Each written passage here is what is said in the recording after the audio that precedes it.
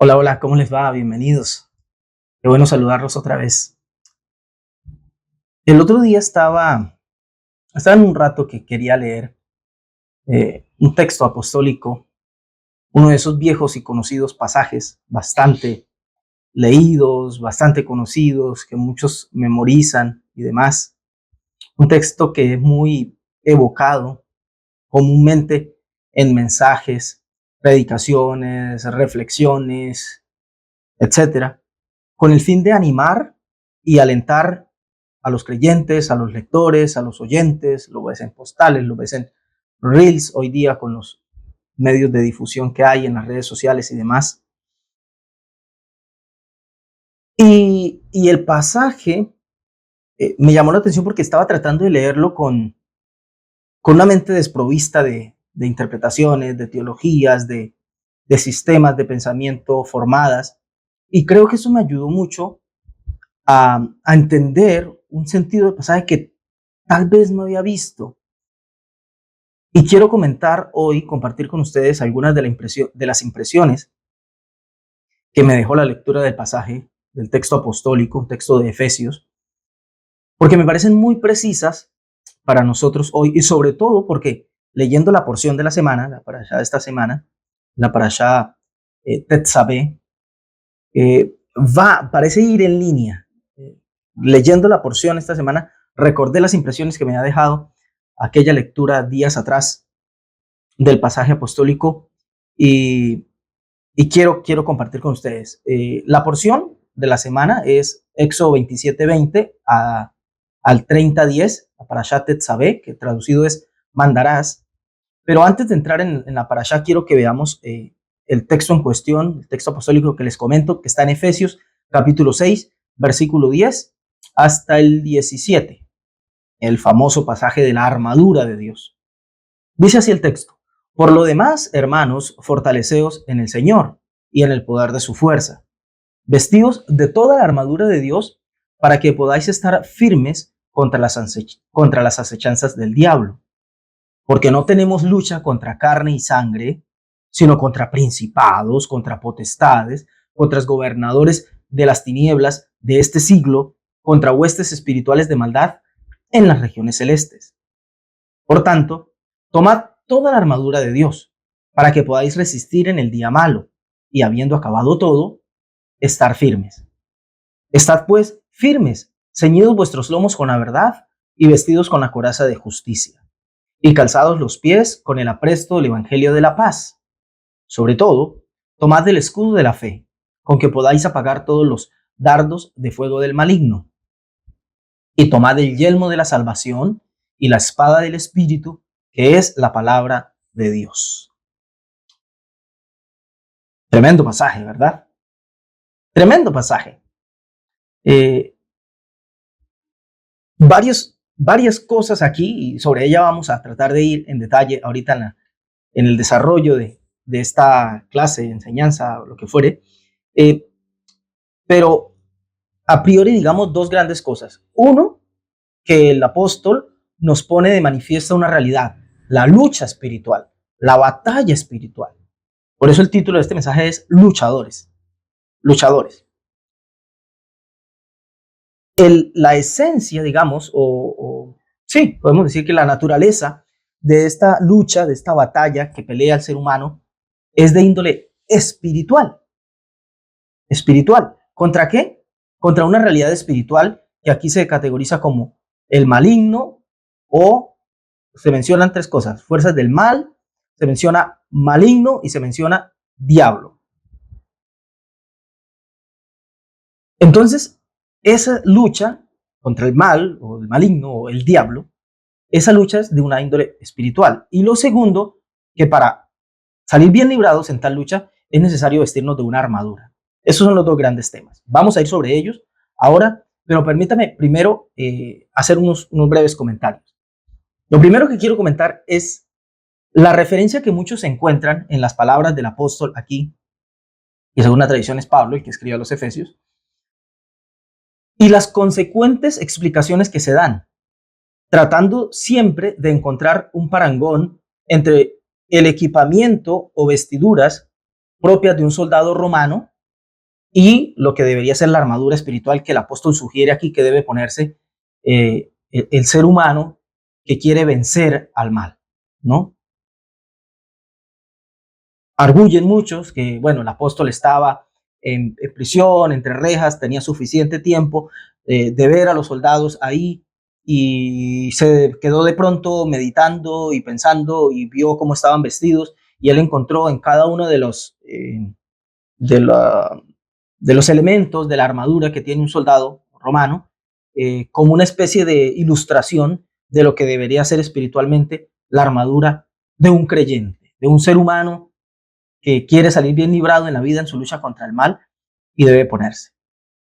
Es lo que normalmente se dice. Ya cuando alguien se adentra en el conocimiento de la amplia y profunda raíz hebrea de las escrituras apostólicas, de lo que se conoce como Nuevo Testamento, cuando ya la gente conoce algo de las raíces hebreas de la fe cristiana o de la fe bíblica, neotestamentaria o como fuere, entonces he visto que se trata de ver el parangón y lo he escuchado enseñar así, ya no tanto con las vestiduras del soldado romano, sino con las vestiduras sacerdotales. Y las vestiduras sacerdotales son el tema que, uno de los temas que ocupan nuestra parashá, la porción de la semana. Por eso me di la oportunidad de entrar en este texto, porque tiene una relación. Ahora, ¿qué visión tener nosotros? Bueno, no me importa si lo equiparas con el soldado romano o con las vestiduras sacerdotales, lo importante son los principios que están ahí expuestos. Eso es lo más importante, que rescatemos los elementos espirituales que hacen a nuestro bienestar espiritual, que hacen, en este caso, a nuestra defensa, a la forma en que debemos estar protegidos contra algo ahí afuera llamado mal que intenta hacernos daño. Ya vamos a entrar en esos detalles, pero por ahora quiero ponerlo así.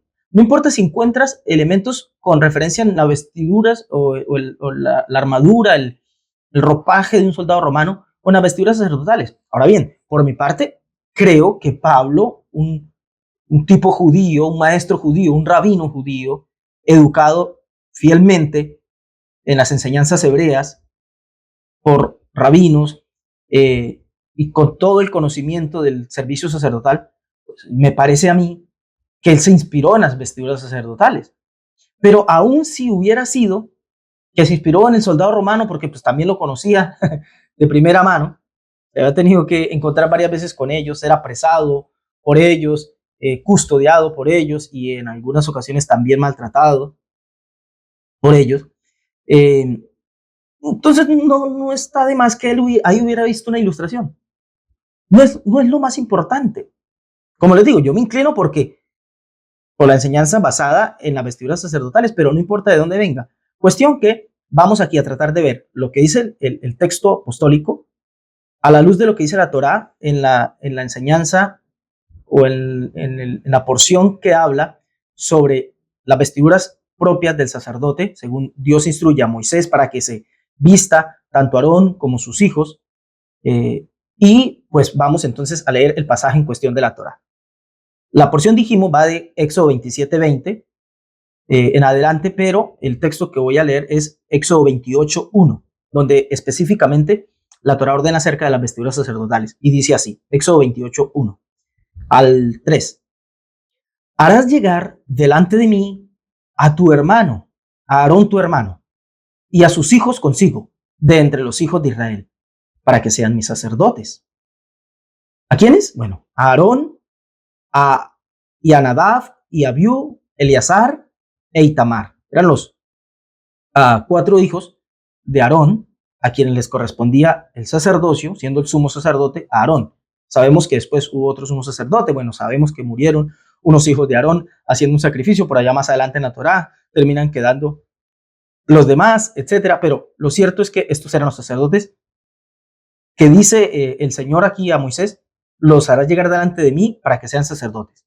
Y luego dice, versículo 2 de Éxodo 28, y harás vestiduras sagradas a Aarón tu hermano, para honra y hermosura. Y tú hablarás a los sabios de corazón, a quienes yo he llenado de espíritu de sabiduría, para que hagan las vestiduras de Aarón, para consagrarle, para que sea mi sacerdote. Versículo 4. Las vestiduras que harán son estas. el pectoral, el efod, el manto, la túnica bordada, la mitra y el cinturón. Hagan pues las vestiduras sagradas para Aarón tu hermano y para sus hijos, para que sean mis sacerdotes. Para que sean mis sacerdotes. Entonces, fíjense cómo aquí encontramos en la narrativa bíblica de la Torá algo que perfectamente puede ser equiparable. No estoy diciendo que la intención de Pablo era que el soldado romano era idéntico al sumo sacerdote. Nada más opuesto, ¿verdad? Nada más opuesto. Uno un soldado romano, el otro un sacerdote hebreo, judío. Más para la época que había conflicto, pues que el imperio romano tenía invadido el territorio de Israel y Jerusalén y todo esto. Uno era defensor de este imperio, invasor, enemigo, y el otro era el representante de la espiritualidad hebrea.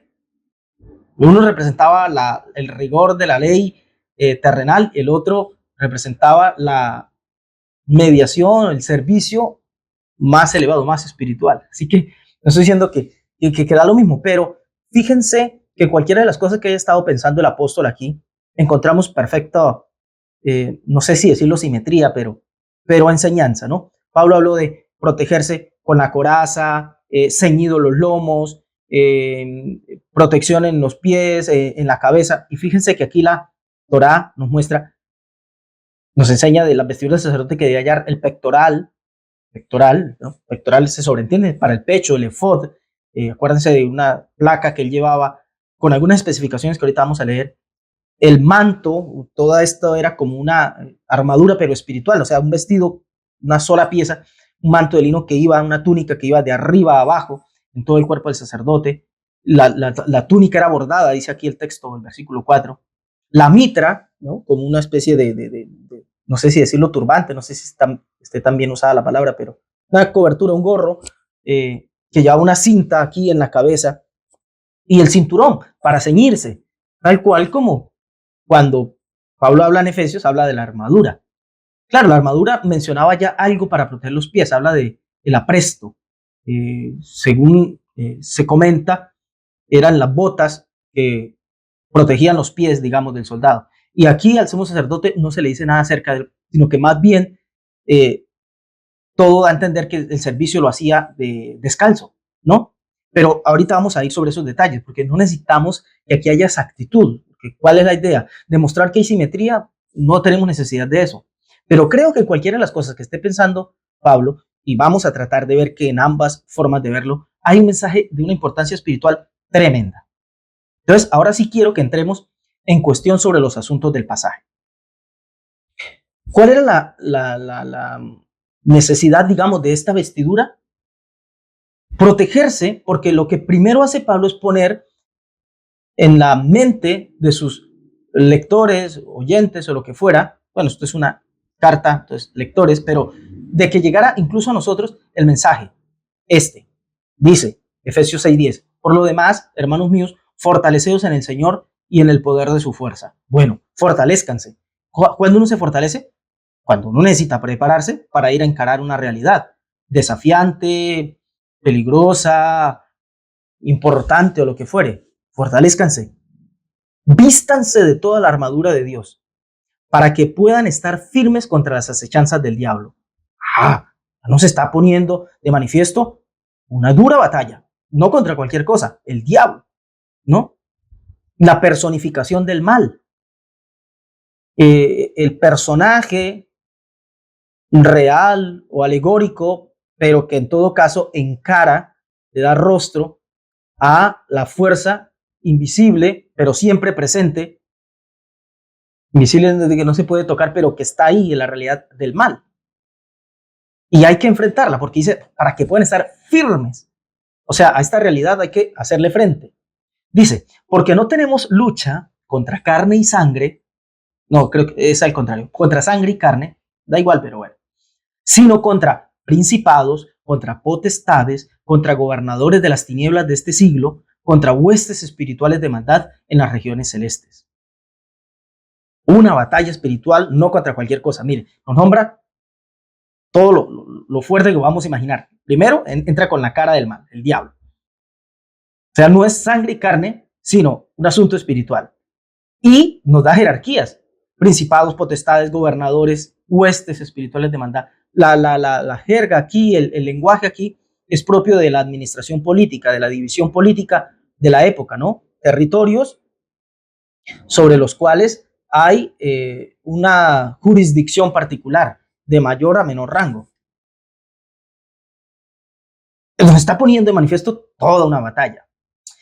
Ahora, he visto que a partir de ese texto se han levantado todo tipo de, como lo decimos, de grupos y sectas con tendencias a lo que llaman batallas espirituales, ¿no?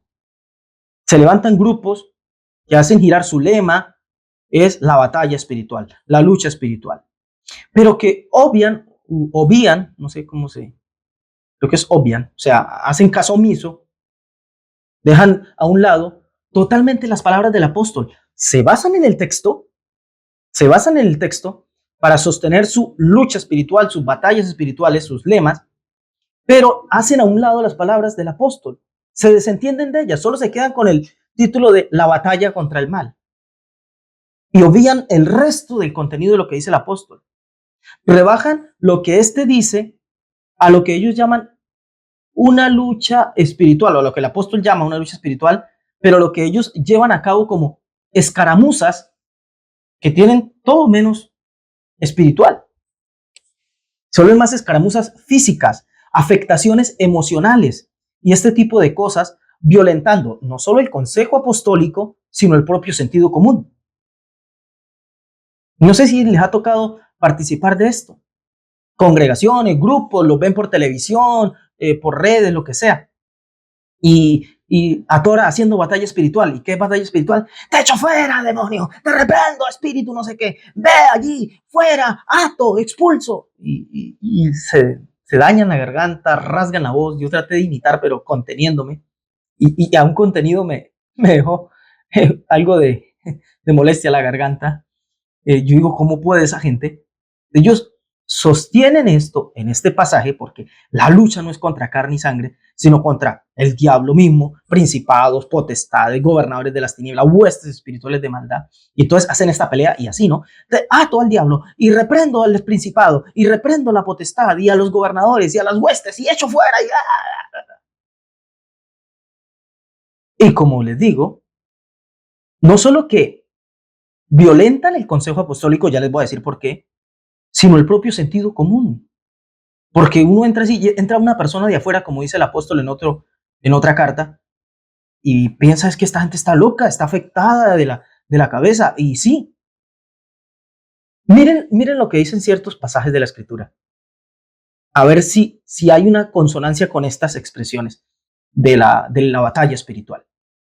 Por ejemplo, Colosenses 2:18 dice, nadie os prive de vuestro premio, afectando humildad y culto a los ángeles, o sea, fingiendo que están en un modo de vida muy espiritual, ¿no? Afectan una humildad y un culto a los ángeles y que andan en las esferas espirituales por allá.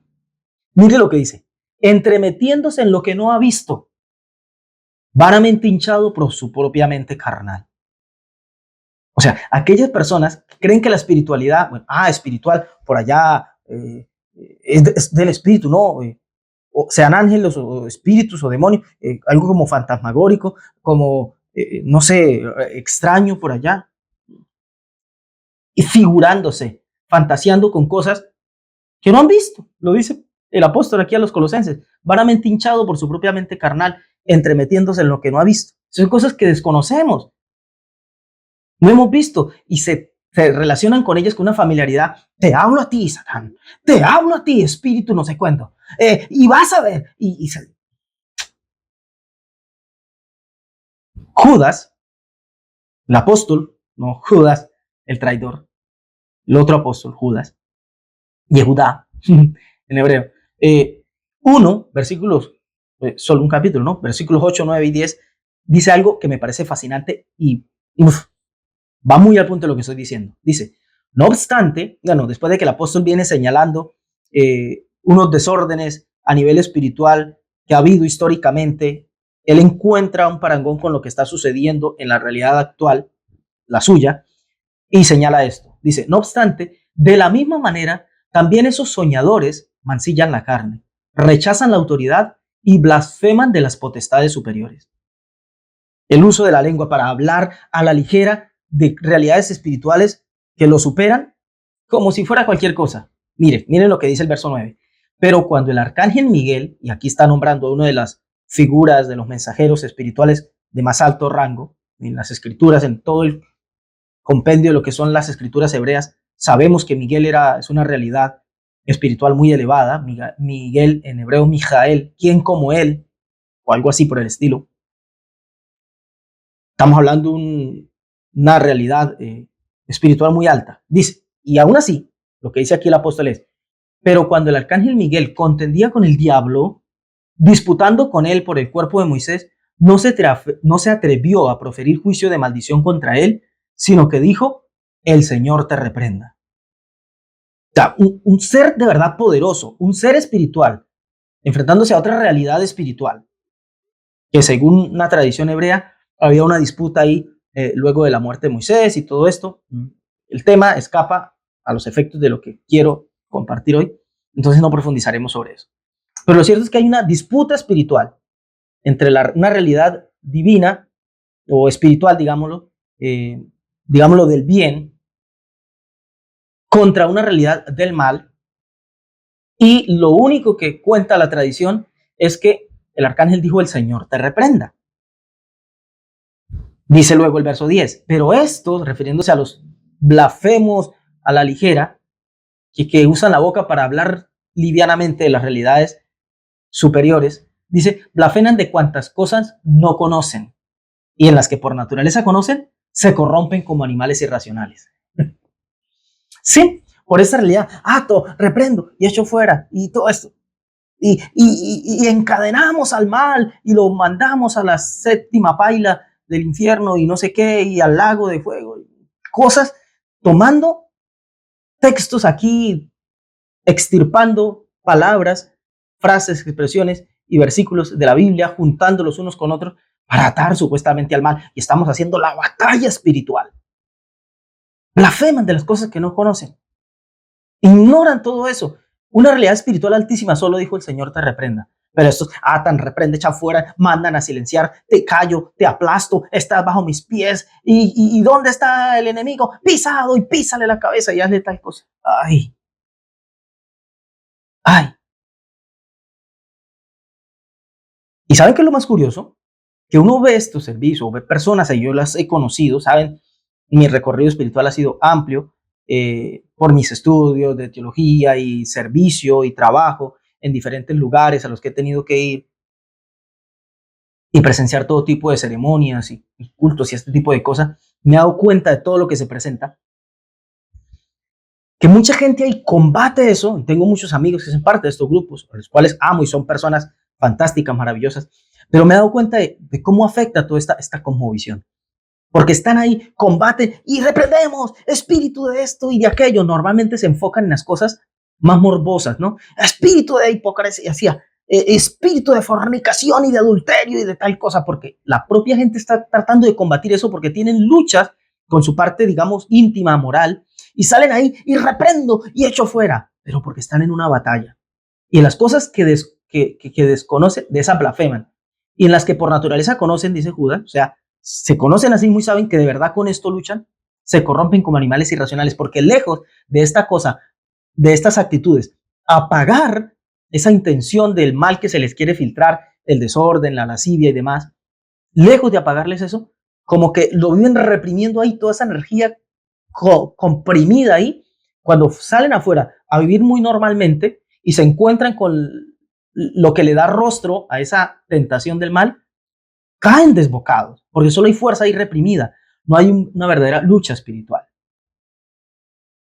Y quiero marcar esto, porque dije que violentan lo que dice el apóstol. El apóstol del consejo es claro. La batalla contra el mal, o según el lenguaje aquí, contra el maligno o el diablo, es una batalla espiritual. Se ha de llevar a cabo espiritualmente. Y digo que violentan porque violentan el pasaje del consejo del apóstol, porque si ya nos dice, no tenemos lucha contra carne y sangre, sino contra huestes espirituales de maldad, en las regiones celestes nos está hablando de una realidad espiritual. No es contra carne y sangre. Y quieren llevar a cabo la lucha con carne y sangre. Porque ¿quién es lo que grita y fuera? Y te combato, y te repelo, y te expulso, y te reprendo, y te no sé cuánto. Es algo físico, emocional, que a veces insulta el sentido común. Pero ¿quién dijo que eso era algo espiritual? Si la batalla, el apóstol dice que es espiritual, solo se basan en que es una lucha, para decir que lucha porque estoy poniendo energía y rasgo la voz y me pongo frenético y enérgico ahí, pero lo único que estoy diciendo es desgastarme y dar una apertura para que el mal se filtre en mí, pero por el quiebre mental y emocional. Miren, no se crean, pero ha habido estudios en Estados Unidos, más que nada, donde se toman en serio estas cosas y llevan estadísticas de todo. Un amplio porcentaje de las personas internas en sanatorios mentales son personas con un pasado religioso alrededor de esos temas. Porque eso crea una paranoia en el ser humano, una suerte de esquizofrenia que a toda hora el mal, el diablo, el maligno, ven cosas, se figuran cosas y andan prevenidos. Yo he tenido que atender personas que me llaman, venga, ayúdanos porque tal persona está poseída, está endemoniada, está no sé qué. Ah, bueno, ok. No, pero es que ya vino tal persona, vino un cura o vino un pastor o vino un no sé qué, un líder espiritual y no pudo y le ganó la fuerza. Bien, bien. Yo no digo yo voy porque yo sí tengo poder y autoridad. No, no, no voy ahí. Escúchenme. He llegado, digo, ven acá. ¡Ah! Gritan, se rasgan la voz. Varias veces he tenido que pasar por eso. Ven acá. Déjenme a solas con la persona. No, pero cuidado. Tranquilos. Claro, cuando una persona está ahí enferma porque ha escuchado en el ambiente, porque ha estado rodeada de estos temas, porque consciente o inconscientemente saben lo que es esto y llegaron a un estado de confusión mental donde la forma de materializar el mal que están viviendo por dentro, porque no desconozco el mal que están pasando, lo ponen así, lo visten así.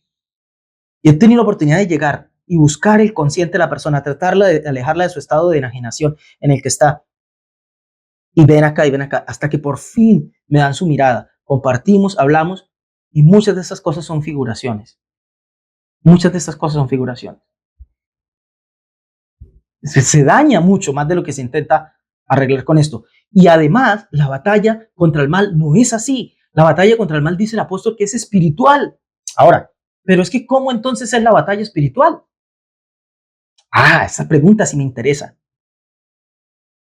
Y no solo que es espiritual, sino que ha de llevarse a cabo en lo espiritual. Dice, no tenemos lucha contra carne y sangre, el versículo 12 de Efesios 6, sino contra principados, potestades, gobernadores de las tinieblas de este siglo, huestes espirituales de maldad en las regiones celestes. Entonces, ¿qué nos hace creer que la batalla es aquí?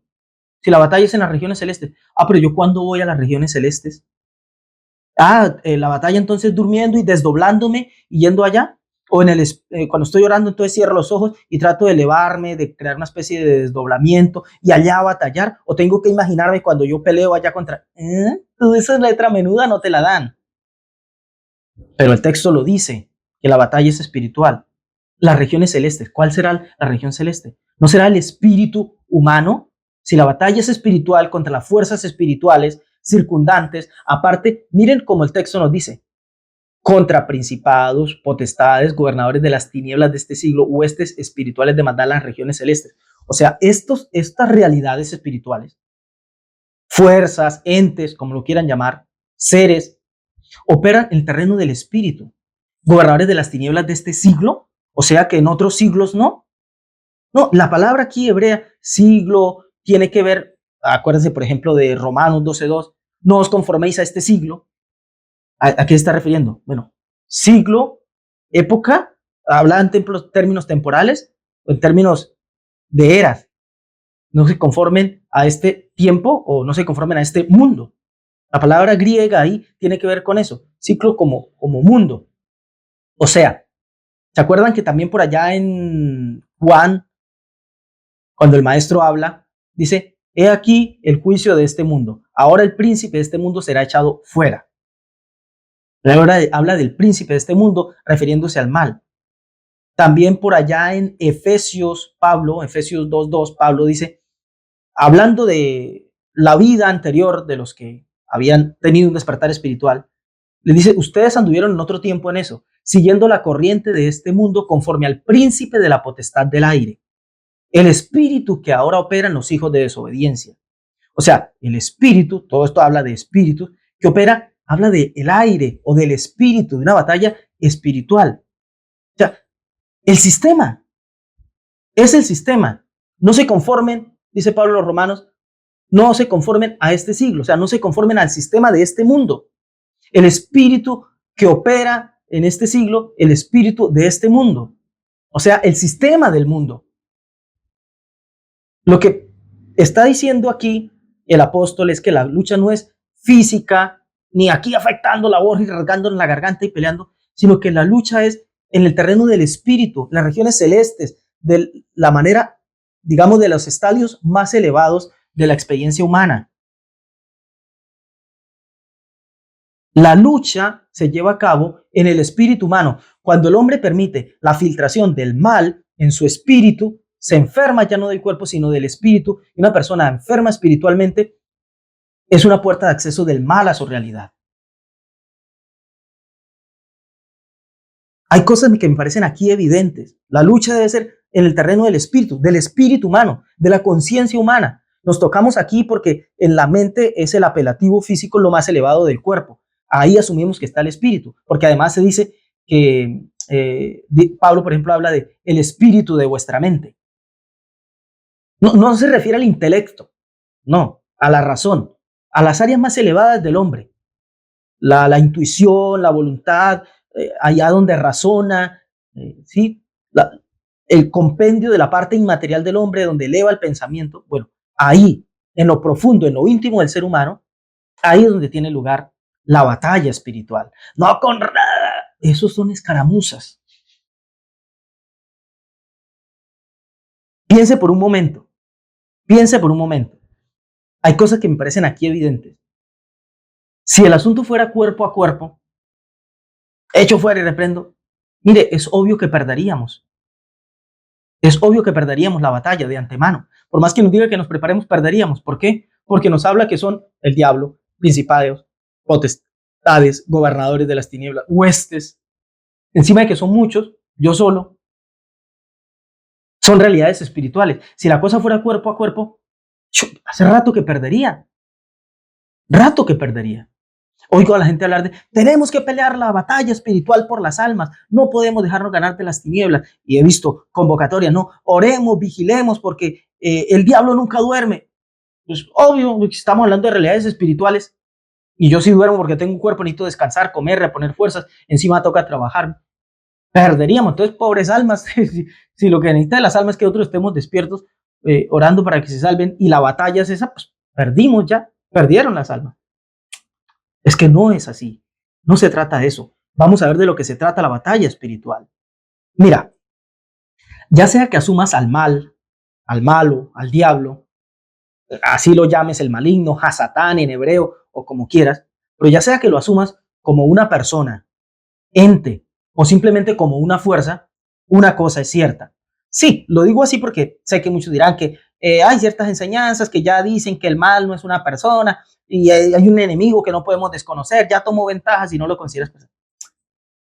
¿De qué voy a venir aquí a hablar y a decir categóricamente que es una persona? El propio apóstol nos dice cosas que se desconocen, que no han visto, hablan, blasfeman diciendo cosas que ignoran. Prefiero que en las cosas que por naturaleza conocemos, en esas cosas no caigamos y no nos rebajemos como animales. Prefiero eso. Entonces, sea que lo asuma, porque hay fuerte evidencia también, y yo me inclino por eso, que este mal, por más que lo personifiquemos y dibujemos un diablo con cachos, ¿cuál es la idea de las figuras que se hacen del mal? Pues hacerlo ver feo, porque ese es el punto. Transmitirle al ser humano la idea de que el mal es feo. Por atractivo que parezca a veces el mal, por seductor que parezca, al final hay una cara enemiga del mal. Hay un trinche ahí esperando chuzarnos por el costado. No, por allá en el infierno. sino en la vida. El mal conduce a un infierno. Hacer las cosas mal, permitirle el acceso del mal a nosotros, es algo que daña nuestras vidas. Entonces, por eso las figuras. Pero insisto, ya sea que le des personalidad, que lo asumas como persona, como ente, o simplemente como una fuerza, una cosa es cierta, el mal es real. El mal se hace presente en la realidad. Ocurren cosas en el mundo de la realidad que nos causan malestar o negatividad, a nosotros o al otro.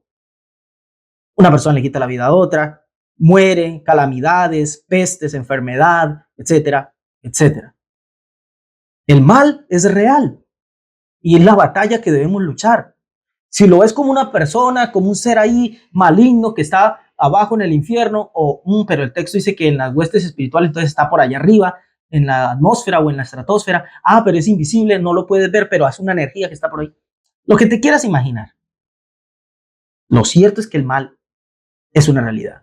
Y es una realidad de la que el ser humano siempre ha buscado escapar o, en todo caso, vencer. Y además, que siempre le ha costado. Siempre ha costado la lucha contra el mal. Bueno, pues el texto bíblico nos tiene unas cuantas sugerencias a las que yo quiero que atendamos hoy. Algo en lo que he meditado en los últimos años. Y creo que si prestamos atención al texto, mucho podemos aprender y mucho mejorar. En primer lugar, un par de pensamientos generales en los que quiero reparar.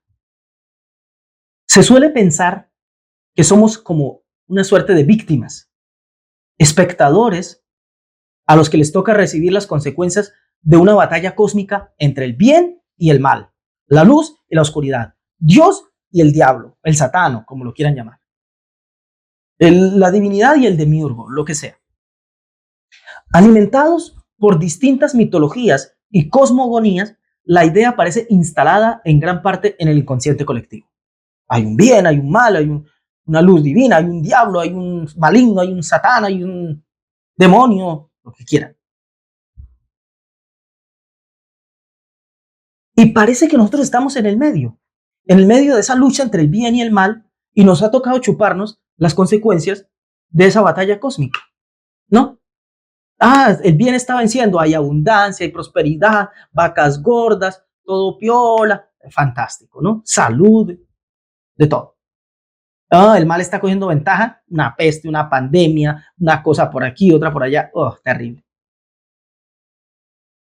El asunto es que esta idea no se sostiene, porque al fin del día, el bien, y por extensión, Dios como la fuente del máximo bien, pues va a vencer, si no, no fuera Dios, que es Dios lo más alto, lo elevado, lo supremo. Usamos la palabra Dios cuando ya no tenemos otra cosa más que decir, o sea, lo más alto de lo alto, la fuente suprema, el origen de todo, la fuerza primigenia, primaria, como cada uno lo quiera interpretar, pero llegamos a esa convención social de que a eso lo llamamos Dios. Aquí en español. Dios. Entonces, como Dios es lo supremo, pues obvio que el mal, aunque no le guste, va a ser vencido finalmente.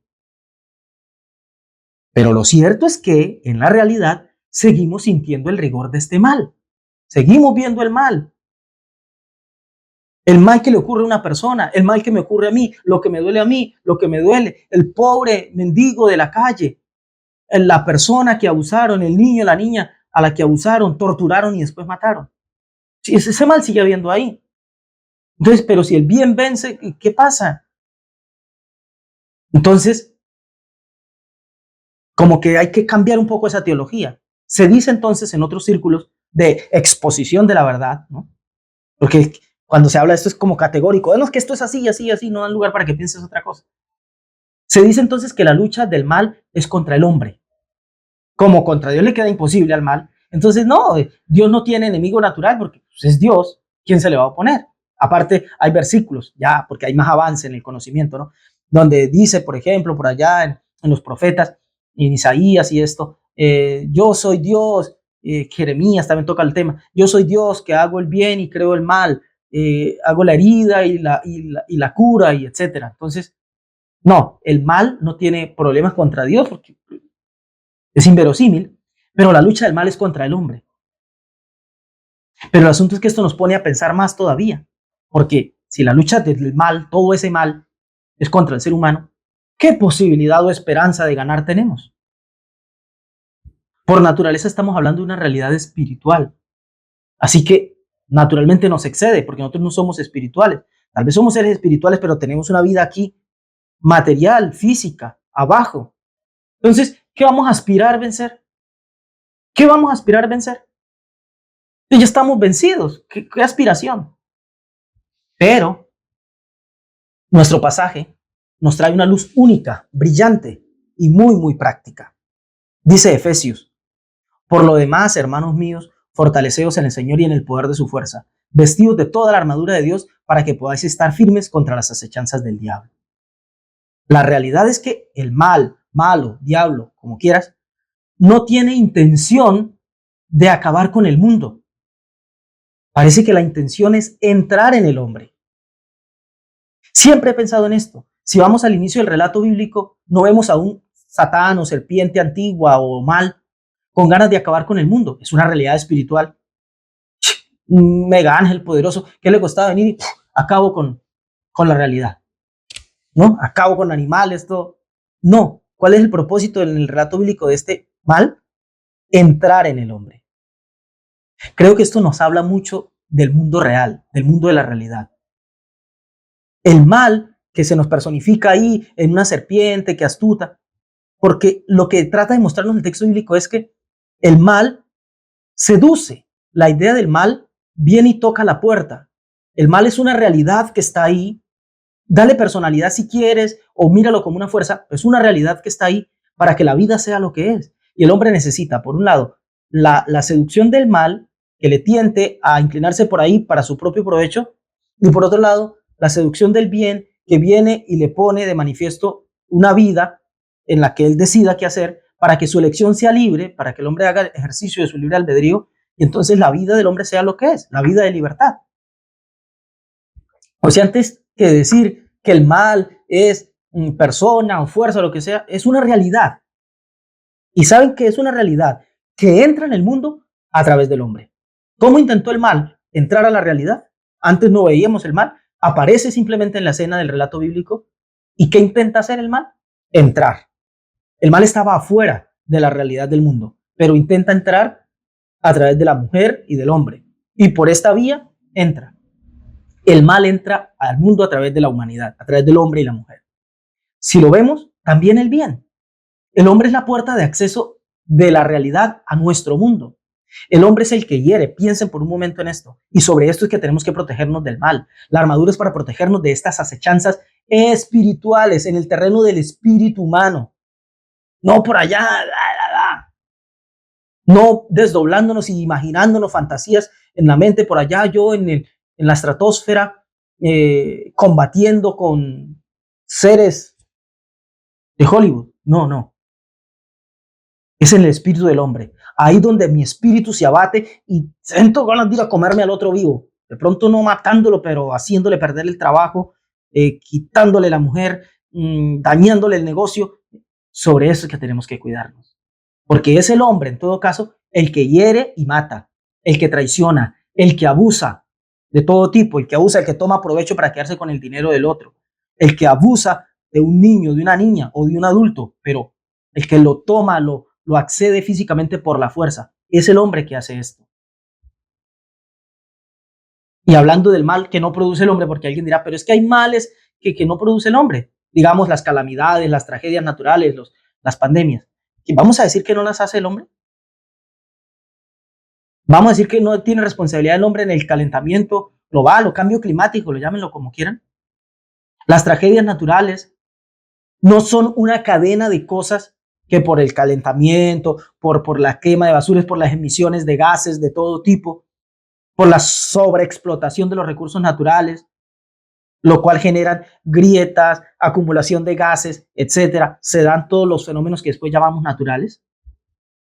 No, pero una lluvia que viene, sí, y no el cambio climático, los temporales, la lluvia, no tienen que ver con la contaminación, con la acumulación de plásticos en el océano, con la acumulación de basuras que produce nuestro mundo posmoderno. Y las pandemias, ni siquiera yéndome a las teorías de conspiración, de que son inventadas. No responden todas, no nacen del trato del ser humano con su medio ambiente, de la explotación, del abuso de nuestro mundo. Y después le vamos a echar la culpa que al diablo. El ser humano es la puerta de entrada. El espíritu humano, cuando el hombre deja caer su espíritu y lo rebaja a su mínima expresión, es decir, cuando el hombre rebaja el espíritu suyo a la expresión más materialista, más carnal, más rebajada, más animal de vida que puede, ahí es donde el mal se filtra. Por eso es que el hombre debe cuidar suficientemente de sí mismo, protegerse de cualquier filtración del mal y encarar así la más grande batalla espiritual. Por eso dice el apóstol: por tanto, tomad la armadura de Dios para que podáis resistir en el día malo y habiendo acabado todo, estar firmes. ¿Cómo es que debe protegerse? Mire lo que manda a proteger el apóstol. Lo primero, estad pues firmes, ceñidos vuestros lomos con la verdad y vestidos con la coraza de justicia, porque por ahí se filtra el mal. Cuando en tu vida no tienes esto, ceñido vuestros lomos, o sea, lo que te hace hombre, lo que te da tu valor, lo que te da la berraquera y la imposición con la que quieres imponerte, lo que te da eso es la verdad.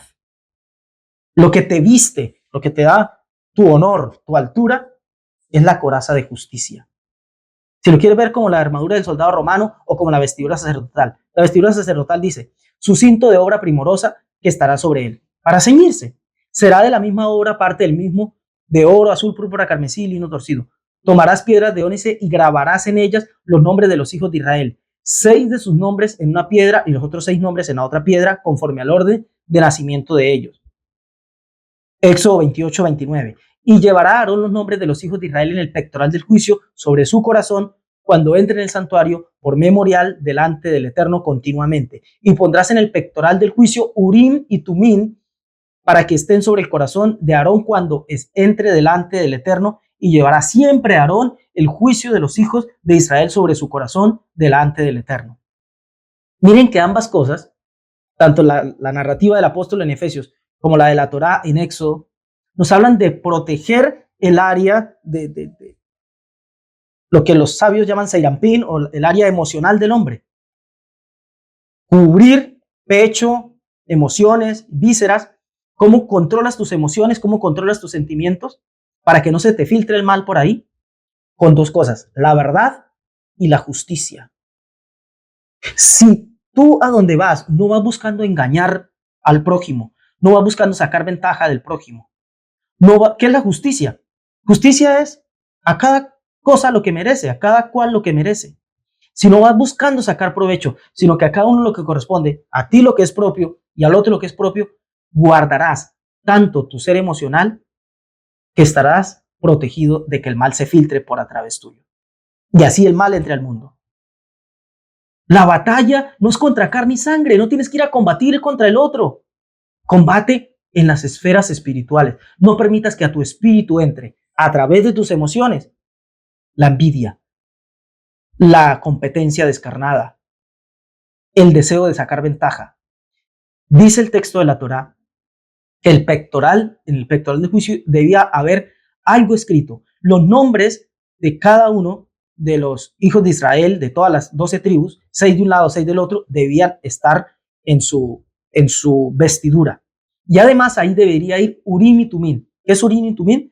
Artefactos propios del sacerdote a través de los cuales consultaba la voluntad divina.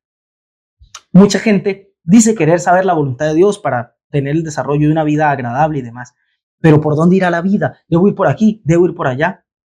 Miren, el mejor Urim y Tumim que podemos tener para saber si ir por aquí o si ir por allá es este: verdad y justicia.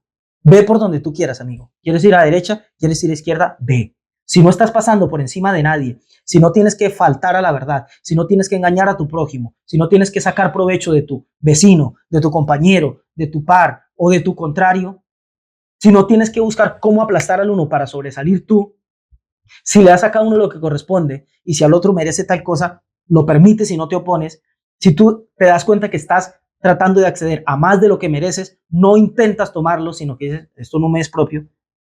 Mira, es el mejor Urim y Tumim, es el mejor descubrimiento que puedes hacer de la voluntad divina. Si siempre tienes presente, las 12 tribus de Israel aquí representan todo Israel. O sea que si tú tienes presente presente siempre en tu área emocional, si esto te ciñe, si esto te afirma, si esto te da fortaleza, tu fortaleza de ser esta, no pasar por encima de nada.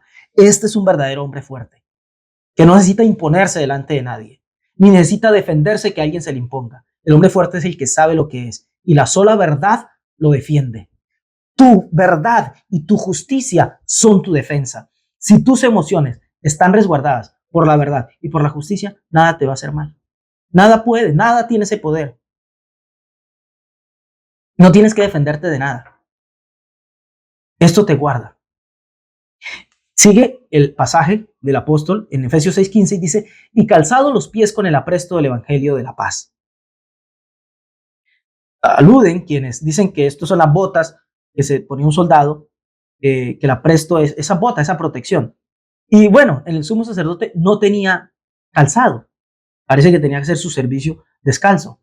Pero mire que si hay algo referente a los pies. Dice Éxodo 28:33. Y en sus orlas, o sea, la túnica larga que tenía que ponerse de arriba abajo, en el borde, en las orlas, perdón, dice, harán granadas de azul, púrpura y carmesí alrededor, y entre ellas campanillas de oro alrededor. Una campanilla de oro y una granada, otra campanilla de oro y otra granada en toda la orla del manto alrededor. Y estará sobre Aarón cuando ministre, y se oirá su sonido cuando él entre en el santuario delante del Eterno y cuando salga, para que no muera. O sea, el sacerdote tenía que hacer su servicio y siempre que caminaba adentro en el lugar santísimo, estas orlas con las campanillas que llevaban ahí sonaban y avisaban de que estaba vivo. Porque si el sacerdote entraba a hacer su trabajo y no estaba a la altura del desafío, estaba entrando al santuario, acuérdense para allá de la semana pasada, estaba viviendo una realidad divina. Cuando no vivimos a la altura de lo que la vida demanda de nosotros, significa que no estamos viviendo. En consecuencia, estamos muriendo. Para que el pueblo se enterara de si el sacerdote vivía o moría, o no estaba a la altura del servicio, entonces tenía algo que tenía que sonar. A mí me parece que esto hace mucho más sentido porque ¿por qué las botas del soldado romano y comparadas con el apresto del Evangelio de la Paz? ¿Qué tiene que ver? Tal vez el apóstol estaba aquí pensando en eso. En lo que sea que hubiera sido, ¿saben qué? El apresto del Evangelio de la Paz. O sea, el calzado, los pies, ¿de qué nos hablan los pies? Hacia dónde nos dirigimos. Lo que nos debe guiar hacia dónde nos dirigimos es esto. Según la visión de la Torá, estar a la altura del servicio. Según la visión aquí del apóstol en el texto neotestamentario, vestirse, calzar los pies con el apresto del Evangelio de la Paz. El Evangelio, la buena noticia, el anuncio, o sea, lo que me mueve a mí a ir a anunciar, a decirle al mundo, es esta noticia, la paz. La paz. Muchos dicen que anuncian el Evangelio, pero anuncian el Evangelio, mira, te vengo a anunciar esto y esto. Lo crees, lo aceptas, lo asumes, repite. No, no, no, tranquilo. Ah, entonces te vas a condenar, te vas al infierno, eres enemigo nuestro. Nos hablamos de hermano aquí, hermano acá y todo el cuento. Se aparta la persona del grupo, ya, hermano, ya ni por el nombre lo llaman. ¿Qué tal? ¿Cómo está? ¿Cómo le va? Ya ni hermano, ni amigo, ni el nombre se lo dicen, pero lo consideran enemigo. Ese es el Evangelio de la Paz. Dice aquí el texto, calzado los pies, o sea, hacia donde vayas, lo que te debe guiar es el mensaje de la paz. Está a la altura de la vida, está a la altura del conflicto, como dice Fito Páez en una de sus canciones. No es bueno hacerse enemigos que no estén a la altura del conflicto. O sea, debemos tratarnos siempre entre pares. Lo que te debe mover a ti a avanzar en la vida no es estar por encima de nadie, no es tener la razón por encima de nadie. No es que tu sistema de pensamiento, que tus valores, no, es la paz, la reconciliación, somos uno. Y si tú anuncias una luz que descubriste, es para hacer la paz, no la separación. ¿Sabes por dónde se filtra el mal? Acuérdense que todo esto es una armadura, es una protección contra el mal. Se filtra cuando tú quieres avanzar en la vida, pero únicamente por ser más, por competir, por tener más. Le voy a demostrar a todos que ahora sí estoy en la verdadera espiritualidad. Entonces, cuanta oportunidad tengo de mostrar lo bien que me va, lo próspero que estoy, lo hago. Amiguito, hace rato, aunque eches fuera y reprendas y ates y lo que tú quieras, hace rato el mal entró en ti. Arriba en la verdad, donde se debe pelear la verdadera batalla. En el área del espíritu, ahí tu espíritu flaqueó, bajó y entró el mal. Dice el versículo 16, sobre todo tomad el escudo de la fe con que podáis apagar los dardos del fuego del maligno. Parece que en el relato de la Torá no hay un parangón, aquí no hay una referencia. Bueno, y el escudo de la fe, pero el sacerdote no lleva un escudo. Bueno, el escudo puede ser el efod. Puede ser que el escudo sea todo el hecho de vestirse con esta vestidura. Este era su escudo, esta era su defensa. Saber que está resguardado por esta dignidad. Pues es lo que dice el apóstol, el escudo de la fe, de la emuná, con la cual apagar los dardos de fuego del maligno. ¿Por qué? Porque cuando tienes emuná, este es el principio, la cubierta que te da, la protección que te da, la certeza. ¿Certeza de qué? De todo lo que hemos venido diciendo. La certeza de que si haces lo mejor, si procuras lo mejor para ti y para los demás, sin intentar sacar ventaja de nada ni de nadie, está claro que estarás protegido del mal. Habrás evitado que entre en ti y evitarás que tú puedas ser esa siniestra puerta por la cual el mal se filtra. Porque es necesario apagar los dardos de fuego, porque no creas, va a llegar un momento en donde haces el bien, sirves a los demás, das lo mejor de ti, y como que no hay nada que dé resultados. Y entonces vienen los dardos de fuego del maligno, el mal que está allá afuera que procura entrar en ti. Y ese mal se viste ¿de qué te sirve hacer el bien? ¿No será que es hora de tratar de sacar ventaja? ¿No será que es hora de hacer como todo el mundo hace? Hay que ser avispados. En la misma Biblia dice que hay que ser sagaces, porque los hijos de las tinieblas son más sagaces que los hijos de la luz. Entonces toca aprender a ser sagaces. Saquemos ventaja. Ojo, los dardos de fuego del maligno están ahí. Pero a ti te debe sostener el escudo de la certeza, la vestidura sacerdotal, este equipamiento espiritual que te dice que la forma de permanecer es así. No permitir que el diablo, mal, Satán, enemigo, hueste de maldad, lo que quieras, se filtre por tu ser emocional, hacerte creer que esta es la forma de llegar rápido a lo que quieres, los atajos, de tomar ventaja, de sacar provecho. El mal va a entrar. Apágalos con la certeza de que una vida afianzada en toda esta realidad que estamos diciendo es la que te conduce finalmente a donde quieres. Y el versículo 17 dice, y tomad el yelmo de la salvación, ¿no? El casco de protección. En el texto de la Torá, respecto a las vestiduras sacerdotales, dice el Éxodo 28:36, harás además una lámina de oro fino y grabarás en ella como grabadura de sello santidad al Eterno, y la pondrás como un cordón de azul y estará sobre la mitra, sobre la parte delantera de la mitra estará, y estará sobre la frente de Aarón, y llevará a Aarón las faltas cometidas en todas las cosas santas que los hijos de Israel hubieran consagrado en todas sus santas ofrendas, y sobre su frente estará continuamente para que obtengan gracia delante del Eterno. Lo que el apóstol llama el yelmo de la salvación, o sea, lo que debe llevar como casco, lo que debe llevar en su mente, protegiendo su mente, sus pensamientos, es la salvación. Lo que el sumo sacerdote tenía que llevar era una grabadura que diga santidad al Eterno. El concepto es el mismo. Dice, y la llevará en la frente Aarón, y así llevará las faltas cometidas en todas las cosas santas que los hijos de Israel hubieran consagrado en todas sus santas ofrendas. Y así estará sobre su frente continuamente para obtener gracia delante del Eterno. ¿Sabe qué es lo que más abate al ser humano? Lo que más abate al ser humano y lo hace rendir muchas veces ante el mal es que muchas veces el mal que comete lo hace como una especie de resignación a su condición de malo. El hombre se resigna a su condición de malo por el mal que ha hecho en el pasado, porque se da cuenta que siente tentación, inclinación al mal, y lo único que él quiere decir, al fin de cuentas ya yo pienso y pienso en esto, no me queda más que otra que materializar. Pero dice bien el apóstol, lleven el yelmo de la salvación, o sea, lo que guarda sus pensamientos es el concepto de salvación. Y en el texto de la Torá, una grabadura que diga santidad al Eterno. ¿Qué es la santidad? La separación, el apartamiento de cualquier realidad terrena y acercarse a lo divino. Lo que debe quedarnos aquí claro es que la culpa no tiene lugar.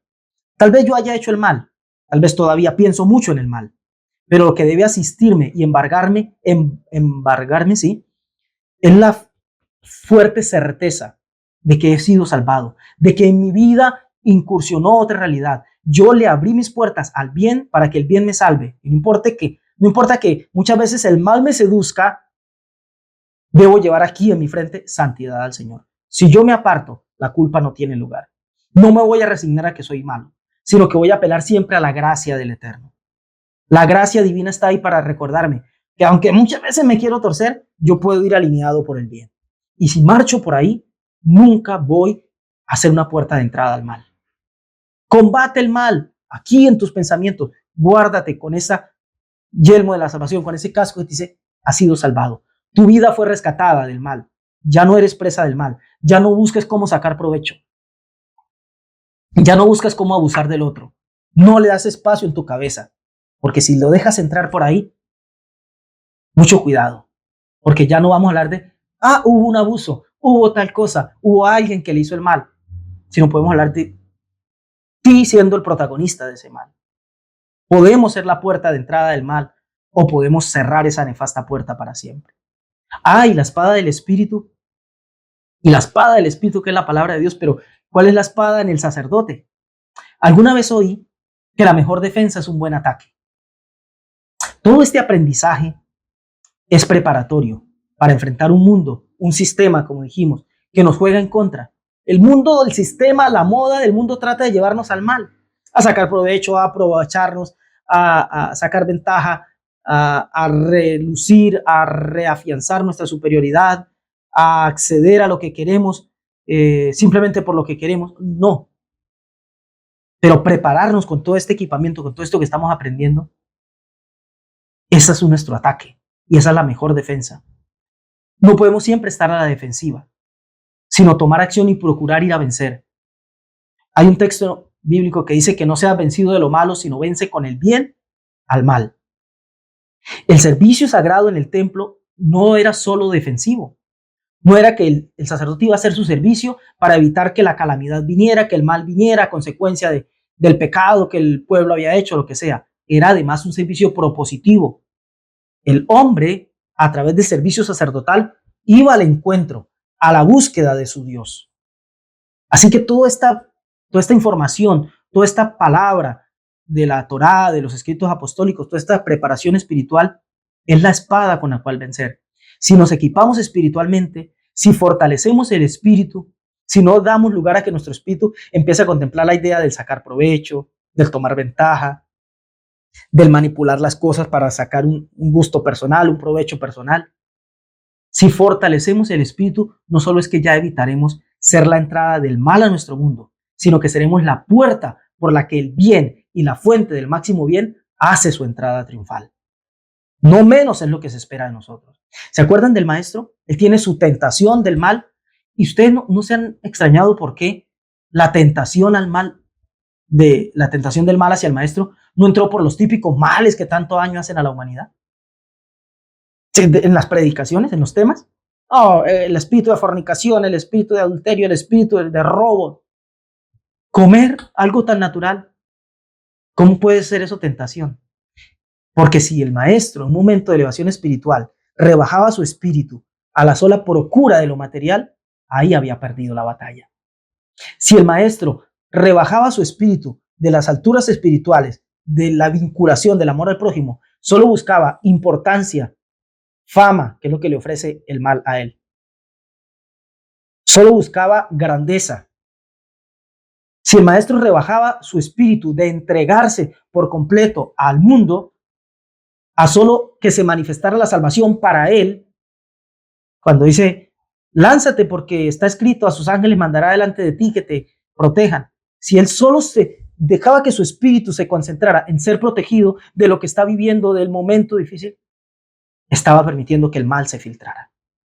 Pero él se supo guardar y el mal no entró a través de él, sino el máximo bien. Lo divino entró al mundo a través de él. ¿Por qué? Porque se mantuvo sin rebajarse a la sola procura de la materialidad. Se mantuvo sin rebajarse pensando en famas y reconocimientos. Se mantuvo sin rebajarse a considerar la vida como que soy bueno y por eso solo merezco que Dios me ande protegiendo y guardando, sino procurando enfocarse en entregarse por completo a la vida que fue llamado a vivir. Esa es nuestra mejor defensa. Ir al ataque, fortaleciendo nuestro espíritu, procurando proponer algo para el mundo, procurando dejar a este mundo mejor de como lo recibimos. entregarnos por completo. El sistema tira para el otro lado. El mal y la tendencia al mal tira para el otro lado. Para sacar provecho, para aprovecharnos. Esa es la batalla que debemos dar. Una batalla en el terreno de nuestro espíritu. Para combatir esas fuerzas espirituales de maldad, de envidias, de celos, de imposición, de sacar provecho, de ventajismo, de egoísmo, de primero yo y luego yo y después por ahí de pronto otro poquito de yo y ahí sí, ¿qué es lo que hay al lado? Esa fuerza que intentan abatirnos no pueden si nos vestimos de la armadura de Dios y pensamos siempre vinculantes, siempre en conjunto, siempre conscientes. Tal vez el mal me ataque, pero yo me enfoco en la salvación. Tal vez visto el bien o el mal de bien, procurando ir y ganar a otros, pero solo es para mostrar mi superioridad. No doy lugar a nada de eso. Y marcho siempre procurando el bien de mi mundo, de mis compañeros, de mis cohabitantes del mundo, y procurando expresarme de la mejor manera. Ese es el mejor ataque del espíritu de la palabra que hoy he transmitido y lo que nos va a permitir vencer en un mundo que quiere ganarnos, pero que somos nosotros los que decidimos si dejamos entrar ese mal al mundo o nosotros vencemos al mundo. El maestro oró por nosotros antes de irse y dijo: Padre, yo no te pido que los saques del mundo, sino que los guardes del mal. Aquí estamos y la batalla hay que seguir dándola.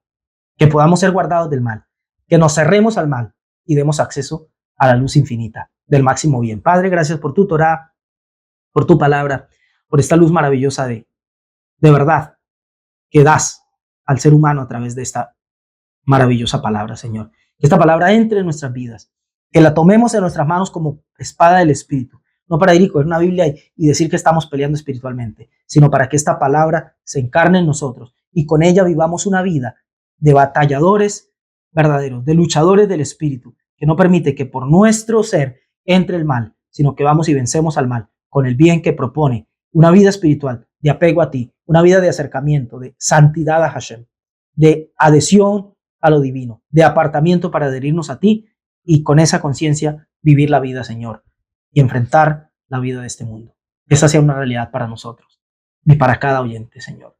Muchas gracias. Amén. Baruch Hashem. Bendito sea Dios por su Torah. Ustedes siempre por escuchar. Muchas gracias. Cuídense mucho. Nos vemos en la próxima. Shavua Tov.